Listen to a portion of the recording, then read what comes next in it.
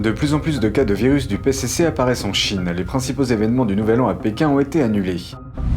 D'où peut bien venir le smog? La consommation de charbon importé d'Australie est réduite en Chine, ce qui entraîne une baisse en capacité électrique, l'arrêt des systèmes de chauffage et la suspension d'usines. Mais la qualité de l'air se détériore. Les Canadiens donnent l'argent des contribuables aux entreprises chinoises dans le cadre de la subvention contre le coronavirus. Certaines d'entre elles sont liées à l'armée et aux services de renseignement.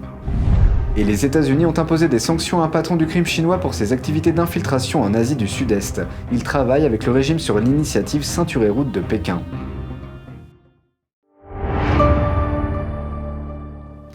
Bienvenue dans Regard sur la Chine, je suis Vladian Huitins. Nous allons d'abord faire le point sur la pandémie en Chine. Les autorités chinoises ont récemment signalé de nouveaux cas de virus, y compris dans les 3 plus grandes villes du pays, Beijing, Shanghai et Guangzhou. D'autres villes où la présence du virus a été confirmée s'étendent dans le sud et le nord-est de la Chine. Certaines zones de ces villes sont entrées dans ce que l'on appelle l'état de guerre, semblable à l'état d'urgence en France. Le dépistage massif du virus y est devenu une pratique courante. Mardi dernier, des cas de virus sont apparus à Pékin, si le rapport officiel est exact. Le district de Xiongni est l'un de ceux qui sont maintenant en état de guerre. En conséquence, tous les quartiers locaux sont confinés. Même les livreurs de nourriture et les travailleurs en déplacement n'ont pas le droit d'entrer. Des mesures d'état de guerre ont également été imposées à d'autres districts de Pékin. Ces mesures concernent notamment les espaces publics, comme les parcs et les cinémas, ce qui limite la capacité d'accueil. Certaines stations de métro réduisent également le nombre de voyageurs autorisés à entrer en même temps. Dans le même temps, ceux qui se trouvent en dehors de Pékin doivent remplir certaines conditions pour pouvoir entrer dans la capitale. Les trains entre la ville portuaire de Dalian et Pékin sont actuellement suspendus. Conformément à ces mesures, les autorités de Pékin ont également annoncé la suspension de tous les spectacles de grande envergure prévus pendant les fêtes du Nouvel An. La tour de la télévision centrale chinoise est l'un des bâtiments connus pour leur spectacle du Nouvel An qui attire l'attention de la foule. Mais le bureau de la zone scénique du bâtiment a annoncé lundi 28 que les spectacles de lumière de la veille du Nouvel An ont été annulés du 31 décembre au 3 janvier. Ceci en accord avec les exigences du Centre de prévention et de contrôle des épidémies de la ville. Les célèbres activités de la veille du Nouvel An au temple Chietai à l'ouest de Pékin auront toujours lieu cette année.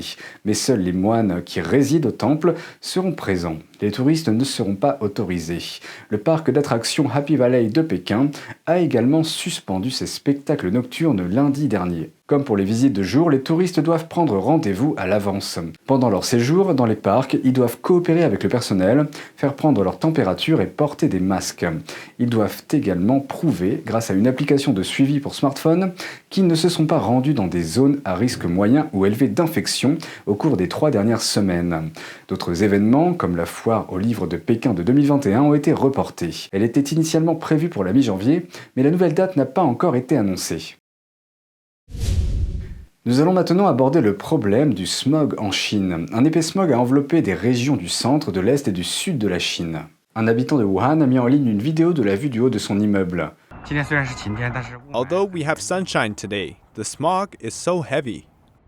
Un autre internaute a également mis en ligne une vidéo sur le smog dans la ville de Chengdu, au sud-ouest du pays. Dans cette vidéo, il se plaint de la mauvaise qualité de l'air. La cause de cet intense smog reste floue. Ceci advient alors que de nombreuses régions de Chine brûlent moins de charbon après que les autorités ont rationné l'électricité et que de nombreuses usines ont été soumises à des ordres de fermeture temporaire. Maintenant, les Canadiens donnent aussi l'argent des contribuables aux entreprises d'État chinoises dans le cadre de la subvention contre le Covid-19. Certaines d'entre elles sont liées à l'armée et aux services de renseignement chinois. Les entreprises d'État chinoises reçoivent de l'argent de la subvention salariale Covid-19 du Canada. C'est ce qui ressort du registre de recherche de l'Agence canadienne sur les revenus. Parmi les bénéficiaires figurent des entités chinoises ayant des liens étroits avec le régime communiste. Cela inclut la branche canadienne de PetroChina, dont l'unique actionnaire de contrôle a fait l'objet d'avertissements de menaces à la sécurité de la part des agences de renseignement canadiennes. Les responsables avertissent sur le fait que la société a acquis des participations dans le secteur énergétique canadien de manière agressive. Ils affirment qu'elle présente des risques liés au contrôle des secteurs stratégiques du pays, à l'espionnage et aux activités d'influence, ainsi qu'au transfert illégal de technologie. La Banque de Chine figure également sur la liste des bénéficiaires de la subvention canadienne. Cette banque d'État est accusée d'avoir facilité les transferts de fonds pour des organisations terroristes afin qu'elles puissent mener à bien leurs bombardements et leurs attaques à la roquette en Israël entre 2003 et 2007. Un autre bénéficiaire est China Mobile. En mai de l'année dernière, les autorités américaines ont rejeté l'offre de China Mobile de fournir des services téléphoniques en Amérique. Le président de la FCC a écrit que le Parti communiste chinois pourrait utiliser la société pour exploiter le réseau téléphonique américain et recueillir des renseignements contre les agences gouvernementales américaines. Le président a qualifié ce risque de totalement inacceptable. L'organisation à but non lucratif Canada-China Business Council figure également sur la liste. Elle a été fondée par de grandes entreprises canadiennes et la société d'État chinoise CITIC pour promouvoir des relations solides entre les deux pays. Un rapport de la commission Chine du Congrès datant de 2019 indique que la société a des liens avec les agences militaires et de renseignement chinoises. Le journaliste français Roger Faligot a écrit dans son livre que la société chinoise était remplie d'agents secrets. Les entreprises chinoises ont également reçu des fonds de sauvetage de la part de contribuables d'autres pays pendant la pandémie. En août dernier, plus d'une centaine d'entreprises soutenues par le régime chinois ont reçu au total des centaines de millions de dollars de fonds de secours destinés à renflouer les petites entreprises américaines. Une filiale de la société de défense chinoise AVIC, par exemple, a reçu plus de 10 millions de dollars. Le ministère américain de la Défense considère que cette entreprise appartient ou est liée à l'Armée populaire de libération. La société était sur la liste de surveillance du ministère américain du Commerce pour avoir potentiellement aidé l'Iran à développer des missiles. Un patron de crime chinois diffuse l'influence communiste sous couvert du projet d'infrastructure ceinture et route de Pékin. Mais les États-Unis prennent des mesures pour bloquer ce projet en imposant des sanctions et en gelant ses biens immobiliers. Wang Kwok-Koi, un patron du crime chinois, développe une ville casino au Myanmar, anciennement connue sous le nom de Birmanie dans le sud-est asiatique. Elle fait partie de la zone économique spéciale et est liée à l'initiative Ceinture et Route du régime chinois, un projet d'infrastructure largement connu pour exporter l'influence du Parti communiste. Mais le gouvernement local du Myanmar n'a pas encore accordé de licence au casino, ce qui rend le secteur illégal. Wang dirige le groupe Dongmin, une entreprise qui participe au développement de Sai Port, une ville qui se remplit rapidement de casinos non autorisés et d'autres activités illégales. Wang a assisté à sa cérémonie de signature en février. Il a affirmé que Saichi serait une ville prospère en Asie du Sud-Est. Il s'est également engagé à investir des milliards de dollars américains dans la région, aux côtés des entreprises d'État chinoises. Mais l'Institut américain pour la paix, ou USIP, affirme que les investisseurs présentent leurs activités comme étant au cœur de l'initiative chinoise Ceinture et Route. Cette initiative représente la politique de Pékin qui consiste à construire des projets d'infrastructure dans certaines parties de l'Asie et de l'Afrique. Selon les opposants, ces projets placent les pays sous un endettement très lourd. Parmi les investisseurs du casino de Saichi figurent la société d'État China Railway et le Beijing Science and Construction Engineering Group. L'USIP affirme que cet investissement sape la réforme démocratique au Myanmar que les États-Unis soutiennent depuis des décennies. Le département du Trésor américain gèle tous les biens de Wang aux États-Unis à condition qu'il en ait.